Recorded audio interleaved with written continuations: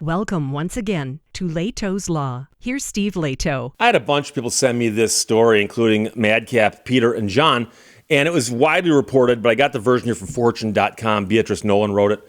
Northeastern college student demands her tuition fees back after catching her professor using OpenAI's ChatGPT. So we've had a lot of stories about students using ChatGPT. I know teachers right now who talk about students using it. And then likewise, I've done stories about lawyers who've used it and gotten in trouble. And so, of course, it's going to get to the point where everybody uses it, everybody gets in trouble. Somewhere down the road, and it won't be too long down the road, it's going to be Steve Lehto caught using ChatGPT to...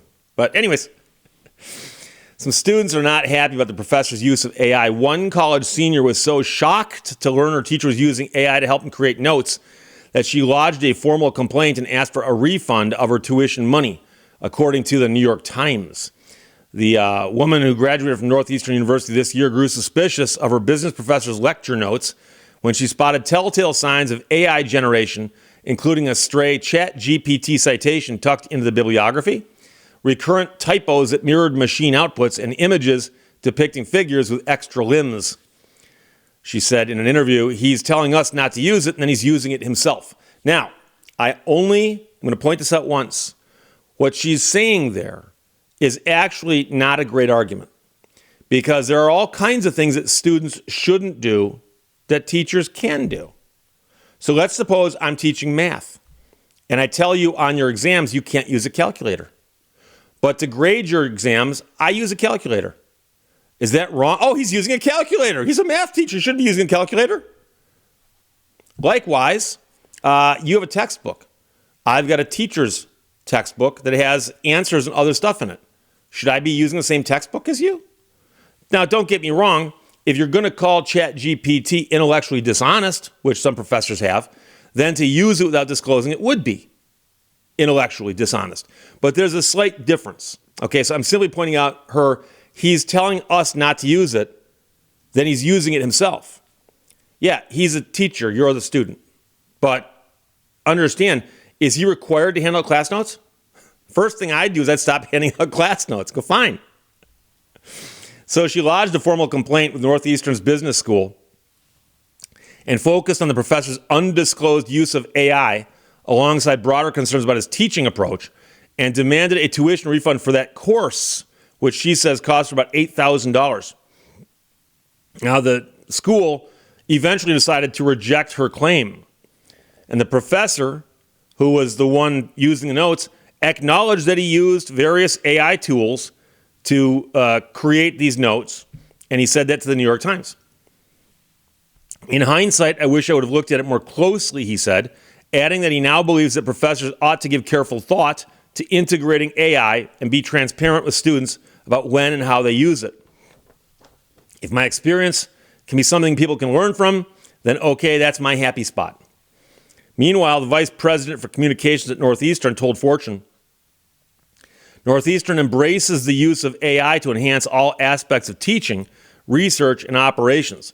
The university provides an abundance of resources to support the appropriate use of AI and continues to update and enforce relevant policies enterprise-wide.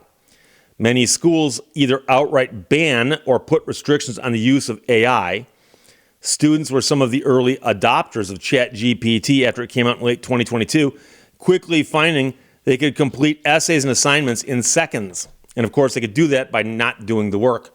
The widespread use of the tech created a distrust between students and teachers as professors struggled to identify and punish the use of AI in work. Now, the tables are turning. Students have been taking to sites including Rate My Professor to complain about their lecturers' use or overuse of AI. They also argue that it undermines the fees they pay to be taught by human experts rather than technology they could use for free. According to Northeastern's AI policy, any faculty or student must provide appropriate attribution when using an AI system to generate content that is included in a scholarly publication or submitted to anybody, publication, or other organization that requires attribution of content authorship. Policy also states that those who use the technology must regularly check the AI system's output for accuracy and appropriateness for the required purpose, and revise and update the output as appropriate. And I've mentioned before, people use these large language model things for all kinds of stuff. And instead of taking 10 hours, they get it done in 10 minutes. And look all this time I've saved.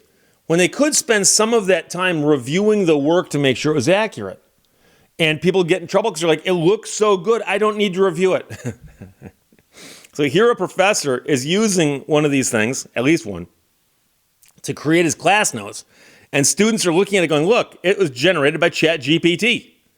And so as a consumer protection attorney, which is what I do with my legal practice, is I believe that the best consumers out there are the ones who are well-informed. And so a student is a consumer. And a professor, in a roundabout way, is the one who's providing the goods or services. Okay, the professor and the university. And so I don't think necessarily there's anything wrong with a professor using one of these things to create class notes, to be handed out, or outlines or something, to be handed out as long as they check what they're handing out to make sure it's correct, but they should disclose it. They should disclose it. They should disclose it for two reasons, one of which is simple intellectual honesty. That is simply saying, I'm handing out something to you, let you know I used ChatGPT to create it. Number one, just as a disclosure to make sure that the consumers are well informed. But number two, so if someone does spot an image that's got a person with 3 hands and 2 heads, not Zaphod Beeblebrox, that you might look at that and go, it's ChatGPT. So the disclosure here to me is the big deal. The fact that he's using it on class notes, I don't have that big of a problem with it if he had disclosed it. But the thing about intellectual dishonesty in universities, I know some people who teach at a variety of levels, including college, and they tell me that it's scary because the ChatGPT stuff is so easy to use, and so many people use it, that you can tell people, if you hand this in, you'll get a 0, you might get failed. They still hand it in. They just, what are the odds, Fortune.com ran this story. Beatrice Nolan wrote it. Madcap, Peter, and John, and others sent it to me. Thank you very much. Northeastern college student demanded her money back after catching her professor using OpenAI's ChatGPT. They didn't give it to her, but she got herself in the New York Times, which is almost as good. Questions or comments, put them below. Let's talk to you later. Bye-bye. Thank you for watching Lehto's Law. Come on, Ross, you're a paleontologist. Dig a little deeper.